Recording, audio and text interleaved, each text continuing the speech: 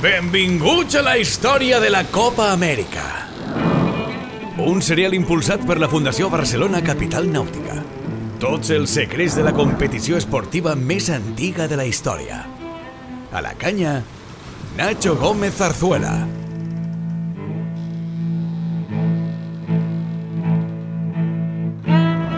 Hola a tothom! Tancàvem l'episodi anterior d'aquest serial de la Copa Amèrica amb la tercera derrota consecutiva de la saga del Shamrock de Sir Thomas Lipton davant d'un vaixell que marcaria la història de la competició. El Reliance, el veler més gran que hi ha hagut als 170 anys de la Copa Amèrica i la descomunal fortuna que es van gastar els Vanderbilt, Rockefeller i companyia per construir-ho i com aquesta desfeta va tenir un efecte totalment aclaparador per a la resta del món, Lipton inclòs.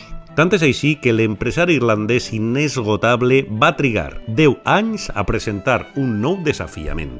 Pel camí hi va haver un gran debat sobre les normatives que havien de regir els límits en el disseny dels vaixells i una gran sensació a la resta del món que això de prendre-li la Copa Amèrica al New York Yacht Club començava a ser una utopia. Tenir el dret a fitxar les regles de la competició i el suport de les fortunes més grans del món per invertir en el defensor es va convertir en un element dissuasiu i infranquejable. Tot i això, el 1913, 10 anys després del cas Reliance, Lipton va tornar a presentar-se. Després de gairebé un any de negociacions amb el New York Yacht Club sobre el tipus de vaixell, les condicions i el lloc de competició, finalment van arribar a un acord i el 1914 es va oficialitzar la 14a edició de la Copa Amèrica.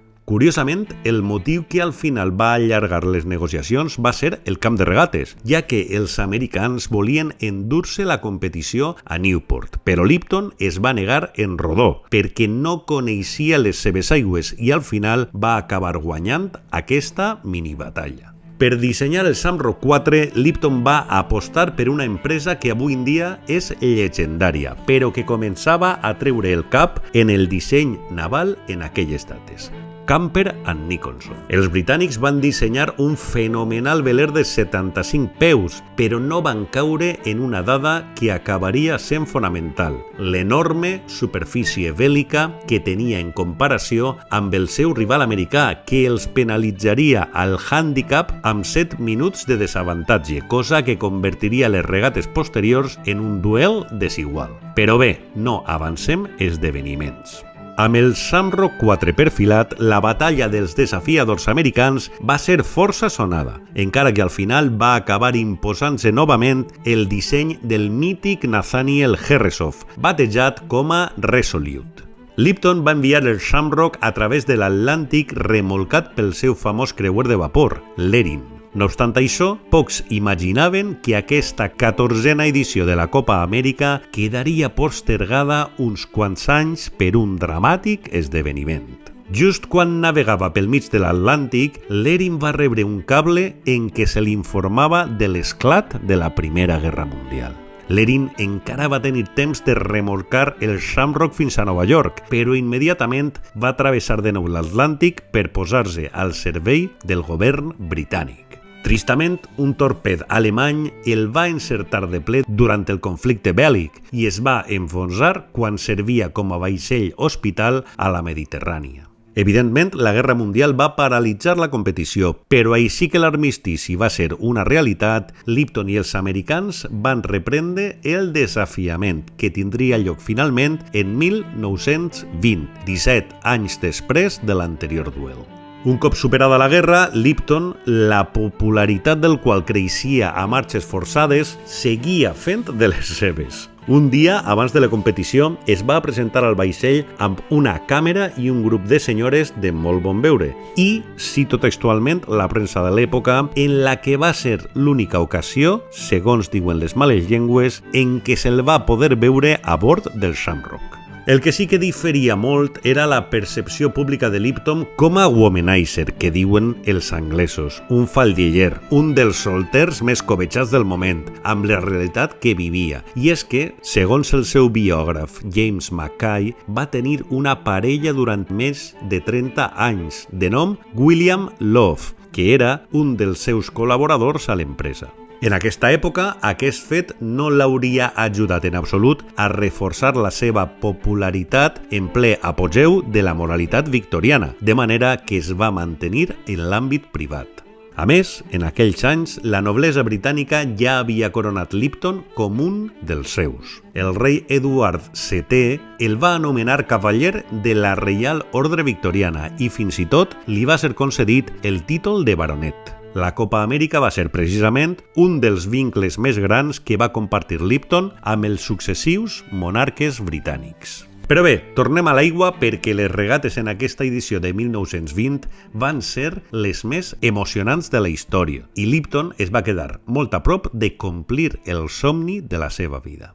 De les 5 ocasions en què acabaria desafiant la xerra de les sanguinets, aquesta va ser en què més a prop es va quedar d'aconseguir la gesta i l'únic obstacle que li ho va impedir va ser precisament aquest error de càlcul en el disseny que comentem anteriorment i que el va portar a partir amb un desavantatge de 7 minuts pel ràting de l'època, quan penalitzava seriosament la superfície bèl·lica més gran del Shamrock 4 respecte al Resolute, ja que comptava amb 2.000 peus més de drap.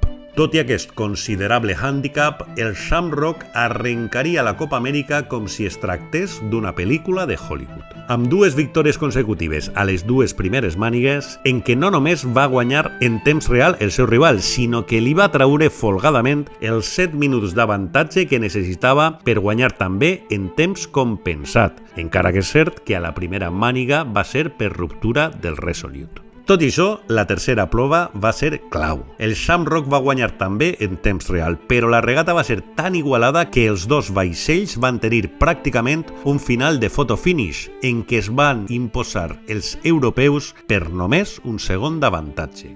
Així i tot, aquests ja famosos 7 minuts de hàndicap li van donar la victòria al Resolute i li van donar també una investida moral que ja els portaria volant fins al títol. En les 2 últimes mànegues, el Resolute es va imposar en temps real, de manera que no va necessitar estirar la compensació, amarrant la defensa de la gerra de les 100 guinees més complicada fins ara per a un equip americà. Lipton va aconseguir amb el seu Shamrock, a més, la primera victòria d'un equip desafiador des de 1870, de manera que va acabar de rematar la seva entrada a la història i va rebre l'impuls necessari per presentar el que seria el seu 5è i últim desafiament a la Copa Amèrica. Tot i la ferma decisió de Lipton de seguir donant guerra als americans, aquest 5è desafiament va trigar una dècada a materialitzar-se i la 15a edició de la Copa Amèrica no tindria lloc fins a 1930. El motiu fonamental va ser la necessitat d'eliminar el hàndicap que tan gran disgust havia donat a Lipton en la Copa anterior i que va portar l'empresari irlandès a no presentar el seu desafiament fins no tenir la total seguretat que podria competir amb un veler semblant al del seu rival. Aquest intens debat pel que fa a les normatives que havien de regular els vaixells contendents va acabar donant lloc a la classe de velers més imponent, bonica pel que fa a les seves formes i espectacular que ha existit a la història, els meravellosos classe J. Encara avui dia, quan veiem un classe J navegar per qualsevol badia, és inevitable quedar-nos amb la boca oberta. Mentrestant, tornem a 1930 i a aquest últim desafiament presentat per Sir Thomas Lipton, en què veurem l'estrena dels classe J.